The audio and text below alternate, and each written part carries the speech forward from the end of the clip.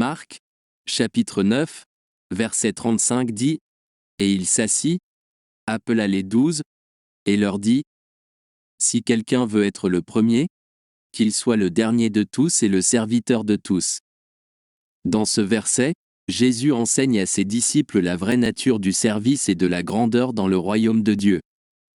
Il leur enseigne que pour être vraiment grands, ils doivent s'humilier et devenir les serviteurs de tous. En commentant ce verset, nous pouvons comprendre que le concept de grandeur dans le royaume de Dieu diffère de la compréhension du monde. Alors que le monde recherche le statut, le pouvoir et le prestige, Jésus renverse cette logique et révèle que la vraie grandeur réside dans le service aux autres.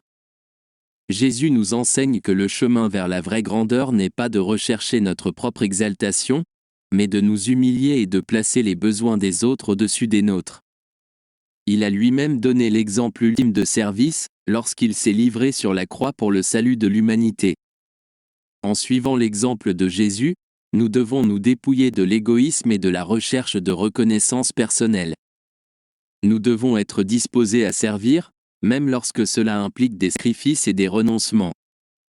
Être au service de tous, c'est mettre l'amour en action, prendre soin des autres, les encourager, les soutenir et être disponible pour les aider dans leurs besoins.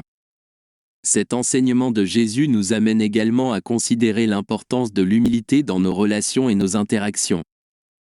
En nous humiliant, nous reconnaissons que tout le monde a la même valeur devant Dieu et que chaque personne mérite d'être traitée avec respect et dignité. Puisse ce verset nous inciter à réfléchir sur notre propre attitude envers le service et la grandeur. Puissions-nous embrasser l'appel de Jésus à devenir les serviteurs de tous, en cherchant des occasions d'aimer, de servir et de faire une différence dans la vie de ceux qui nous entourent.